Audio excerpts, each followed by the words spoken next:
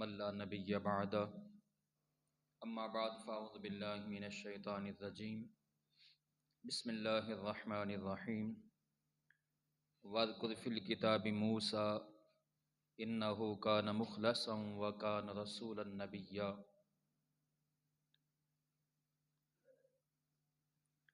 ونادیناہ من جانب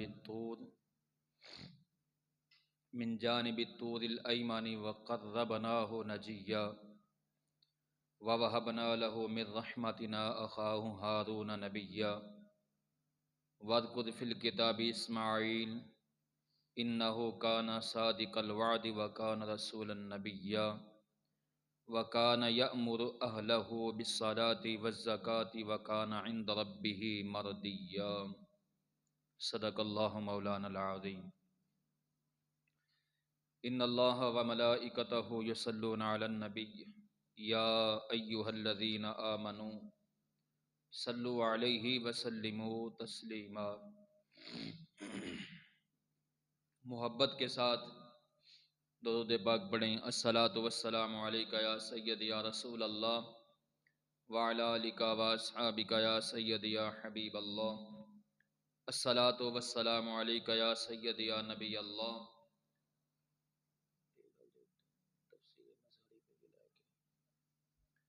وعلی آلک واصحابک یا سیدی یا رحمت للعالمین۔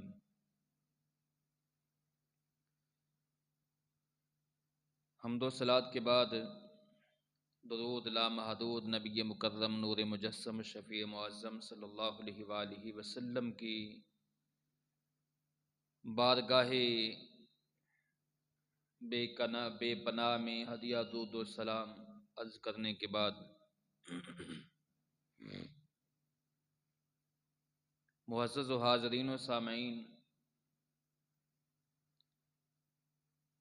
سورہ مریم کی آیت نمبر 51 سے میں نے تلاوت کا آغاز کیا ہے۔ اللہ رب العزت کی بارگاہ میں دعا گو ہوں رب العالمین مجھے صحیح اور حق بیان کرنے کی توفیق عطا فرمائے، آپ احباب کو سننے کی توفیق عطا فرمائے، اور ہم سب کو رب العالمین عمل کرنے کی بھی توفیق عطا فرمائے۔ سامعین محترم، یہ سورہ مریم کا درس تسلسل سے فجر کی نماز کے بعد چل رہا ہے، لیکن آج کسی وجہ سے صبح درس قرآن نہیں ہو سکا۔ آج ہم نے یہاں سے ہی شروع کرنا تھا، آیت نمبر 51 سے، تو اس لیے میں نے مناسب سمجھا کہ درس قرآن کے اندر ناغہ نہ ہو اور اسی سبق کو ہی جمعہ کے اندر ہی دہرا لیا جائے۔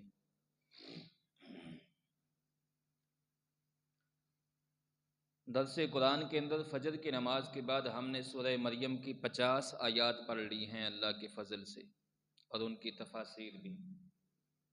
آج ہم آیت نمبر 51 سے شروع کرنے والے تھے، اور یہ اللہ تعالیٰ نے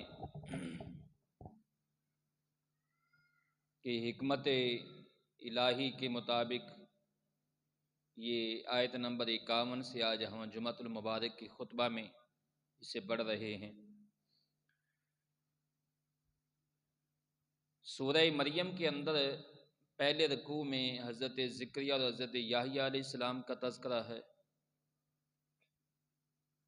اور اس کے بعد حضرت مریم سلام اللہ علیہا اور حضرت عیسیٰ علیہ السلام کا تذکرہ شروع ہو جاتا ہے۔ اس کے بعد حضرت ابراہیم علیہ السلام کا تذکرہ ہے۔ اب جس رکوع کا میں نے آغاز کیا ہے، اس رکوع کے اندر متعدد انبیاء کا تذکرہ ہے، ایک نبی کا نہیں۔ اس میں حضرت موسیٰ علیہ السلام کا تذکرہ بھی ہے، حضرت اسماعیل علیہ السلام کا تذکرہ بھی ہے، اسی میں حضرت ادریس علیہ السلام کا تذکرہ بھی ہے، اور کچھ باقی انبیاء کا، ہارون علیہ السلام کا تذکرہ بھی ہے۔ تو اس اعتبار سے اس رکوع کے اندر انبیاء کا ایک گلدستہ ہے۔ آج ہم انشاءاللہ اس مبارک گلدستے کی خوشبو حاصل کریں گے۔ رب العالمین نے ارشاد فرمایا وَاذْكُرْ فِي الْكِتَابِ مُوسَىٰ إِنَّهُ كَانَ مُخْلَصًا وَكَانَ رَسُولًا نَبِيًّا، اور ذکر فرمائیے کتاب میں موسیٰ علیہ السلام کا۔ اب یہاں سے پہلے حضرت موسیٰ علیہ السلام کا ذکر شروع ہو رہا ہے، اور اس کے آگے ان کے بھائی حضرت ہارون علیہ السلام کا ذکر آئے گا۔ تو رب العالمین نے یہاں ارشاد فرمایا حبیب صلی اللہ علیہ وآلہ وسلم موسیٰ علیہ السلام کا ذکر کیجئے ان کے سامنے اس کتاب میں سے، انہو کان مخلصا وکان رسولا نبیا، بے شک وہ اللہ کے چنے ہوئے تھے اور رسول اور نبی تھے۔ اب یہاں ایک بات قابل غور ہے، وہ یہ ہے کہ موسیٰ علیہ السلام کے بارے میں رب العالمین نے ارشاد فرمایا کہ وہ ہمارے مخلص بندے تھے، چنیدہ تھے، اور ان چنے ہوئے بندوں میں سے تھے جن کو ہم نے نبی اور رسول بنایا ہے۔ ان میں سے ہمارے یہ چنیدہ تھے، یعنی ان کو بھی ہم نے نبوت و رسالت کے لیے چن لیا، اور یہ مخلص بھی تھے، ہر نبی ہی مخلص ہوتا ہے۔ اب یہاں اللہ تعالیٰ نے نبوت کا بھی تذکرہ فرمایا ہے موسیٰ علیہ السلام کے متعلق، مگر رسالت کا تذکرہ بھی کیا ہے، یعنی وہ رسول بھی تھے اور نبی بھی تھے، کیونکہ ہر رسول نبی ہوتا ہے۔ یہ بڑی اہم بات ہے کہ رسالت و نبوت کا تذکرہ، دونوں تذکرے کیوں کیے ہیں یہاں پہ؟ تو ہر رسول نبی ہوتا ہے مگر ہر نبی رسول نہیں ہوتا۔ ہر رسول نبی ہوتا ہے مگر ہر نبی رسول نہیں ہوتا۔ رسول کون ہوتا ہے اور نبی کون ہوتا ہے، اس چیز کو سمجھنے کی بات ہے۔ نبی نبوت ہر کسی کے پاس ہے، یعنی جن کو رب العالمین نے نبوت کا تاج پہنایا ہے، 1,24,000 کم و بیش انبیاء ہیں، نبی سب ہیں، مگر رسول 313 ہیں۔ نبی 1,24,000 کم و بیش ہیں، مگر رسول ان میں سے رسول کتنے ہیں؟ وہ صرف 313 رسول ہیں۔ اب یہ اتنا زیادہ فرق کیوں ہے، اور نبوت اور رسالت کو جو ہے وہ الگ الگ کیوں کیا گیا؟ اس کی وجہ یہ ہے کہ رسول وہ ہوتا ہے جو صاحب شریعت ہو، جو صاحب شریعت ہو، جو کتاب لے کر آئے، جو شریعت، جو احکامات لے کر آئے، وہ رسول ہوتا ہے۔ اب اس کے لیے یہ ضروری نہیں ہے کہ اس پر کتاب نازل ہو، یہ بھی ضروری نہیں ہے۔ بعض اوقات یہ ہوتا ہے کہ اس رسول پر کتاب نازل ہوتی ہے، مگر بعض اوقات یہ ہوتا ہے کہ اس رسول پر نئی کتاب نازل نہیں ہوتی، مگر جو پہلا رسول ہوتا ہے اسے رسول کی شریعت کی تکمیل کے لیے دوسرا رسول آتا ہے۔ شریعت ہوتا وہ بھی صاحب شریعت ہے، مگر وہ پہلے شریعت کی ہی تکمیل کے لیے آتا ہے، تو اس پر وہ کتاب اس پر بھی اطلاق کرتی ہے۔ تو یعنی یہ بات بڑی اہم اور عقیدے کی بات ہے کہ ہر رسول نبی ہوتا ہے مگر ہر نبی رسول نہیں ہوتا۔ اچھا، آگے رب العالمین نے فرمایا وَنَادَيْنَاهُ مِنْ جَانِبِ الطُّورِ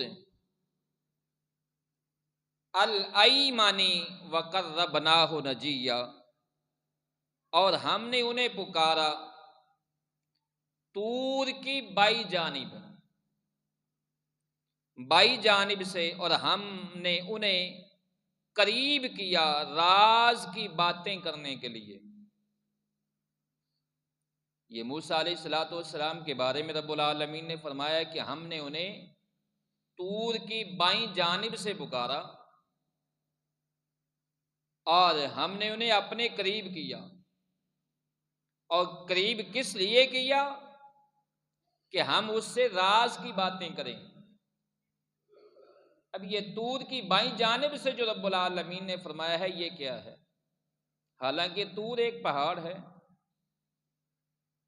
اور پہاڑ کی دائیں بائیں تو ہوتی نہیں ہے، پہاڑ کا نہ دایاں ہوتا ہے نہ بایاں ہوتا ہے۔ تو رب العالمین نے قرآن میں فرمایا ہے کہ ہم نے موسیٰ علیہ السلام کو طور کی دائیں جانب سے پکارا ہے۔ حضرت موسیٰ علیہ السلام مدین میں آپ رہائش پذیر تھے۔ مدین سے آپ مصر کی طرف آ رہے تھے، اور یہ مدین کا جو علاقہ ہے یہ میدان، کھلا میدان ہے، وسیع علاقہ ہے۔ موسیٰ علیہ السلام مدین کے اندر 10 سال حضرت شعیب علیہ السلام کے پاس رہے، 10 سال انہوں نے وقت گزارا، اور 10 سال گزارنے کے بعد جب واپس مصر روانہ ہوئے تو ان کا گزر طور پہاڑ کے قریب سے ہوا۔ رب العالمین نے موسیٰ علیہ السلام کو اس وقت پکارا جب موسیٰ علیہ السلام پہاڑ کے بالکل قریب تھے اور پہاڑ ان کی بائیں جانب تھا، موسیٰ علیہ السلام کی بائیں جانب تھا۔ تو اس لیے رب العالمین نے فرمایا کہ ہم نے طور کے بائیں جانب سے انہیں پکارا، یعنی وہ پہاڑ موسیٰ علیہ السلام کی بائیں جانب پر تھا، تو رب العالمین نے انہیں پکارا۔ اور کس لیے پکارا؟ کہ ہم اپنا قرب عطا کریں، انہیں قریب کریں اور کچھ راز کی باتیں کریں۔ اب رب العالمین نے موسیٰ علیہ السلام سے کیا راز کی باتیں کی؟ ان باتوں کو حقیقت میں تو اللہ جانتا ہے اور اللہ کا رسول ہی جانتا ہے۔ قرآن مجید میں رب العالمین نے وہ ارشاد فرمایا وَوَهَبْنَا لَهُ مِن رَحْمَتِنَا أَخَاهُ هَارُونَ نَبِيًّا، اور ہم نے بخشا انہیں اپنی خاص رحمت سے ان کا بھائی ہارون جو نبی تھا۔ ہم نے موسیٰ علیہ السلام کو بھی نبوت و رسالت عطا کی، اور ہارون، یہاں موسیٰ علیہ السلام کے تذکرے میں 2 چیزوں کا ذکر ہے، رسالت کا بھی ہے، نبوت کا بھی ہے۔ آگے ہے ہارون علیہ السلام کا تذکرہ ہے، تو یہاں ایک ہی بات رب العالمین نے بیان فرمائی ہے کہ وَوَهَبْنَا لَهُ مِن رَحْمَتِنَا أَخَاهُ هَارُونَ نَبِيًّا، اور ہم نے اپنی طرف سے انہیں بخشا اپنی خاص رحمت سے ان کا بھائی ہارون جو نبی تھا۔ اس وقت کی حقیقت کو یہ وہی سمجھ سکتا ہے جس پر رب العالمین نے یہ نعمتیں نشاور کی ہوں، جو ان نعمتوں سے بہرہ ور ہوا ہو۔ اور ایک تاریخ میں آتا ہے کہ موسیٰ علیہ الصلوۃ والسلام جب مدین سے آ رہے تھے مصر کی طرف، تو اس وقت انہوں نے ایک آگ دیکھی۔ طور پہاڑ کے قریب جب پہنچے تو آگ دیکھی، اور اس آگ میں سے آواز آئی، اے موسیٰ میں تمہارا پروردگار ہوں، میں تمہارا رب ہوں، تمہارا پروردگار ہوں۔ تو موسیٰ علیہ السلام وہاں قریب گئے۔ کچھ روایات بنی اسرائیل کی روایات بھی ہیں، ان میں سے کہ موسیٰ علیہ السلام جب آ رہے تھے، ان کی بیوی حاملہ تھی اور بچے کی ولادت کا وقت قریب ہوا، تو ان کو ضرورت پڑی سردی کی وجہ سے، تو وہ آگ لینے کے لیے نکلے اور دیکھا ان کو آگ نظر آئی دور سے، اور جب وہ وہاں پہنچے تو طور کے قریب پہنچ گئے تو وہاں آواز آئی، اے موسیٰ میں تمہارا پروردگار ہوں۔ آگے رب العالمین نے فرمایا وَاذْكُرْ فِي الْكِتَابِ اسماعیل إِنَّهُ كَانَ صَادِقَ الْوَعْدِ وَكَانَ رَسُولًا نَبِيًّا۔ اور فرمایا ذکر کرو، یاد کرو کتاب میں اسماعیل علیہ السلام کو، بے شک وہ وعدہ کے سچے تھے، وعدہ کے سچے تھے۔ وَكَانَ رَسُولًا نَبِيًّا،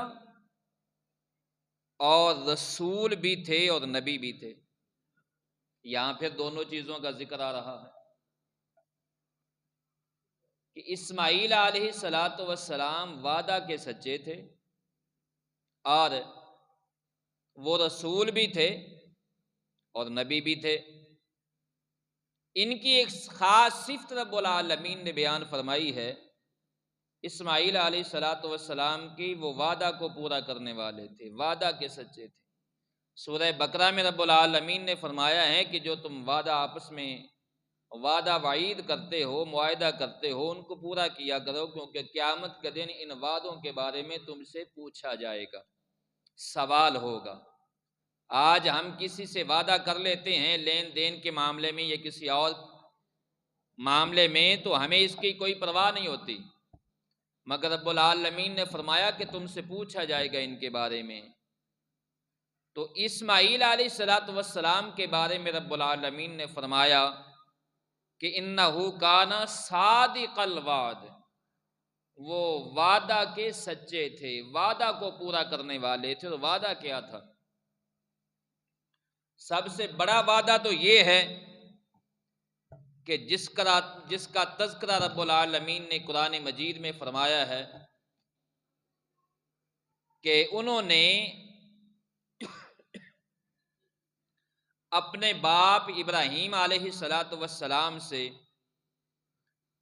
جب انہوں نے اپنے بیٹے کے سامنے وہ خواب بیان کیا کہ اے بیٹا میں نے خواب دیکھا ہے اور خواب کے اندر میں تمہیں ذبح کر رہا ہوں،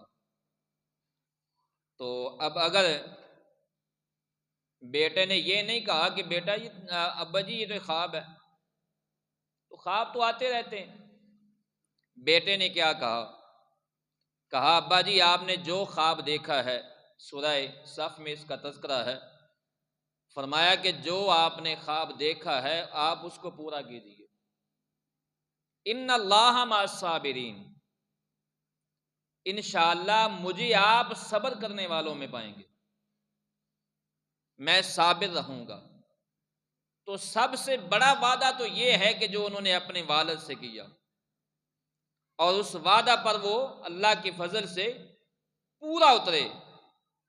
اور اس کے علاوہ ایک وعدے کا تذکرہ آتا ہے اسماعیل علیہ السلام کے متعلق۔ انہوں نے ایک آدمی سے وعدہ کر لیا۔ آدمی نے کہا کہ آپ یہاں کھڑے ہوں، میں ابھی آتا ہوں۔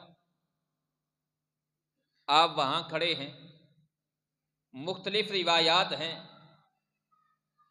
ایک روایت میں آتا ہے کہ آپ 3 دن وہاں کھڑے رہے، اور 3 دن کے بعد وہ آدمی آیا۔ وہ جب چلا گیا اس کو بھول گیا، اور 3 دن بعد اسے یاد آیا۔ تو جب وہ واپس آیا تو اسماعیل علیہ السلام وہاں ہی کھڑے تھے۔ تو اس نے پوچھا جی آپ ادھر ہی کھڑے ہیں، میں تو بھول گیا تھا۔ تو آپ نے فرمایا کہ میں نے تو آپ سے وعدہ کیا تھا، میں تو اپنے وعدہ کی وفا کر رہا۔ اور ایک روایت میں آتا ہے کہ آپ 1 پورا سال وہاں کھڑے رہے۔ وہ آدمی وہاں سے چلا گیا اور اس کو بھول گیا، اور سال بعد اسے یاد آیا۔ جب وہ سال بعد واپس آیا تو اسماعیل علیہ السلام وہاں ہی کھڑے تھے، اور سال انتظار کرتے رہے ایک آدمی کا، تو وہاں کھڑے رہے۔ تو اس لیے رب العالمین نے فرمایا انہ کان صادق الوعد وکان رسول النبی، وہ وعدے کے بہت سچے تھے، اور رسول بھی تھے اور نبی بھی تھے۔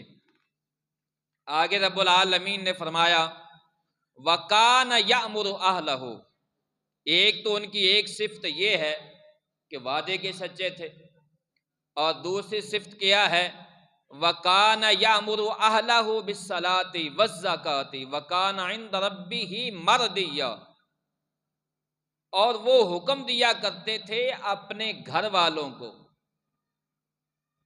وَكَانَ يَأْمُرُ أَهْلَهُ، وہ حکم دیا کرتے تھے اپنے گھر والوں کو بالصلاۃ، نماز کا، والزکوٰۃ، اور زکوٰۃ ادا کرنے کا، وکان عند ربہ مرضیہ، اور اپنے رب کے نزدیک بڑے پسندیدہ تھے۔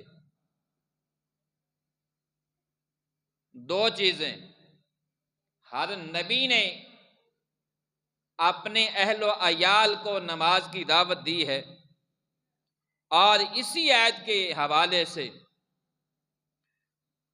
حضرت اسماعیل علیہ السلام کی جہاں یہ صفت بیان ہوئی، وہاں 2 صفتیں ساتھ اور بیان ہوئیں۔ حضور نبی اکرم صلی اللہ علیہ وآلہ وسلم کو بھی جب رب العالمین نے تبلیغ کا حکم دیا، تبلیغ شروع کرنے کا رب العالمین نے حکم دیا، تو رب العالمین نے کیا فرمایا وَأَنذِرْ عَشِيرَتَكَ الْأَقْرَبِينَ، اے محبوب صلی اللہ علیہ وآلہ وسلم اپنے گھر والوں سے، اپنے خاندان والوں سے ذرا تبلیغ کا آغاز کیجیے۔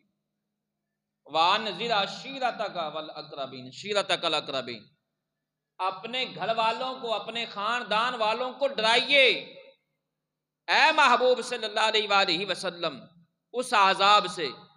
اور دوسرے مقام پر رب العالمین نے فرمایا کونوا انفسکم واہلیکم نارا، اپنے آپ کو، اپنی جان کو، کو انفسکم واہلیکم، اپنی جان کو اور اپنے گھر والوں کی جان کو، اپنے آپ کو اور اپنے گھر والوں کو، واہلیکم نارا، اس آگ سے بچائیں جس آگ کا ایندھن انسان اور پتھر ہیں۔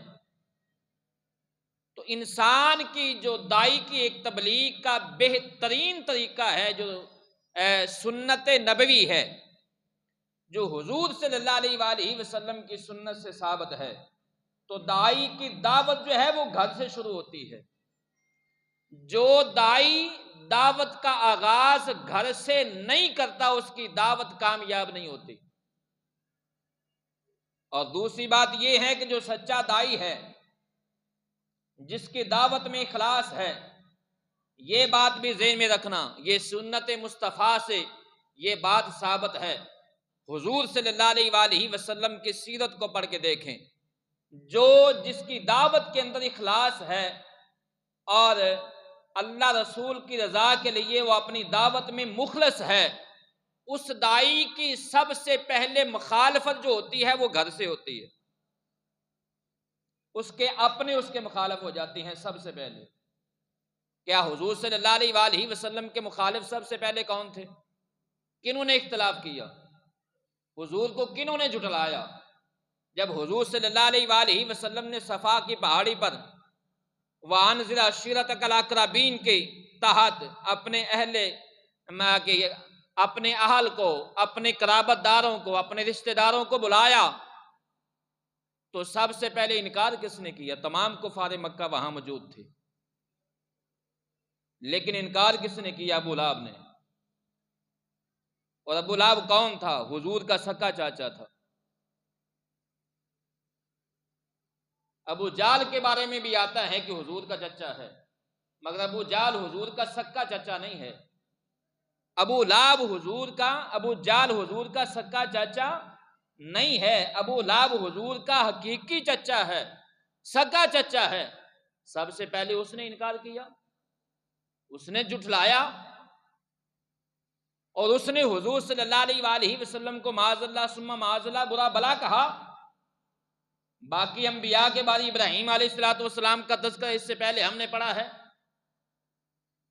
اس رکوع سے پہلے حضرت ابراہیم علیہ السلام کا تذکرہ ہے۔ ابراہیم علیہ السلام دعوت کے معاملے میں سب سے پہلے مخالفت کس نے کی؟ آزر نے کی، جس نے ابراہیم علیہ السلام کو پالا تھا، جو ابراہیم علیہ السلام کو چچا تھا، پالنے والا۔ گھر سے مخالفت شروع ہوئی تو دعوت کا آغاز ہمیشہ گھر سے شروع ہوتا ہے۔ آج کا حال کیا ہے؟ کوئی پیر ہے، کوئی مولوی ہے، کوئی دائی ہے، تو آج کا حال تو یہ ہے کہ وہ ایک مثال ہے کہ دیے کے نیچے اندھیرا ہوتا ہے۔ باہر تو ہم صوفی بھی ہیں، ہم پیر بھی ہیں، ہم دائی بھی ہیں، ہم عالم بھی ہیں، مگر ہمارے گھر میں کیا چل رہا ہے؟ کبھی ہم نے گھر کی خبر لی ہے؟ گھر والوں سے کبھی پوچھا ہے؟ بیٹا بے نمازی ہے، نہ نمازی کو پرواہ ہے، نہ حاجی کو پرواہ ہے، نہ مولوی کو پرواہ ہے، نہ پیر کو پرواہ ہے، نہ صوفی کو پرواہ ہے۔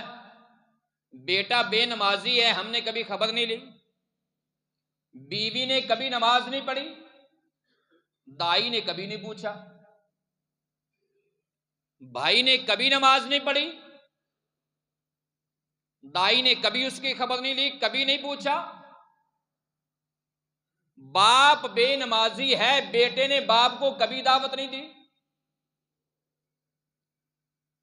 او بھائی، سب سے پہلے قرآن کا جو حکم ہے وَأَنذِرْ عَشِيرَتَكَ الْأَقْرَبِينَ ہے، پہلے اپنے گھر کی خبر لیں، گھر سے آغاز کریں، گھر کے بارے میں پوچھا جائے گا۔ حضور صلی اللہ علیہ وآلہ وسلم نے فرمایا، آقا کریم صلی اللہ علیہ وآلہ وسلم نے فرمایا، ایک فرد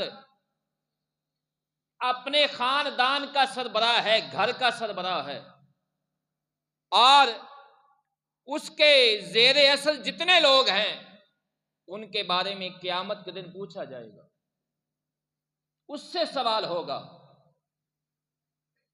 اللہ رب العزت نے اس کو ایک گھر کا سربراہ بنایا ہے، جو ایک خاندان کا، ایک قبیلے کا، ایک ملک کا سربراہ ہے۔ جتنی اس کی ذمہ داری ہے اس کے مطابق اس سے پوچھا جائے گا۔ لیکن ہم دور دیکھتے ہیں مگر قریب کبھی نہیں دیکھا، ہمارے گھر میں کیا ہو رہا ہے۔ تو اسماعیل علیہ السلام کی یہ بھی ایک صفت ہے، رب العالمین نے قرآن میں بیان فرمائی، وَكَانَ يَأْمُرُ أَهْلَهُ بِالصَّلَاةِ وَالزَّكَاةِ وَكَانَ عِندَ رَبِّهِ مَرْضِيًّا، وہ حکم دیا کرتے تھے اپنے گھر والوں کو نماز کا بھی اور زکوٰۃ کا بھی، اور وہ ہمارے ہاں، رب فرماتے ہیں ہمارے ہاں بڑے پسندیدہ تھے۔ وَاذْكُرْ فِي الْكِتَابِ إِدْرِيسَ إِنَّهُ كَانَ صِدِّيقًا نَبِيًّا، اور ذکر فرمائیے کتاب میں ادریس علیہ السلام کا، بے شک وہ بڑے راست باز تھے اور نبی تھے۔ ادریس علیہ السلام کا، اسماعیل علیہ السلام کے بعد قرآن میں ادریس علیہ السلام کا تذکرہ ہے۔ قرآن کے اندر جو ترتیب ہے وہ ترتیب نہیں ہے۔ انبیاء کے آنے کی ترتیب قرآن مجید میں یہ ترتیب نہیں ہے۔ قرآن مجید نے تو ان کی دعوت کا تذکرہ کیا ہے، ان کی ترتیب کا تذکرہ نہیں کیا۔ ترتیب آگے پیچھے ہے، مگر قرآن ان کی دعوت کی، ان کی تبلیغ کا تذکرہ کر رہا ہے۔ انہوں نے دنیا میں کیسے لوگوں کو رب العالمین کی وحدانیت کا اعلان کیا۔ ادریس علیہ السلام، ان کا بڑا دلچسپ واقعہ ہے، چند چیزیں میں آپ احباب کے گوش گزار کرتا ہوں، وقت بھی ہو گیا ہے۔ ادریس علیہ السلام یہ وہ نبی ہیں جن کے بارے میں مشہور ہے کہ ان کو یہ زندہ ہی جنت میں داخل ہو گئے تھے، جنت میں چلے گئے۔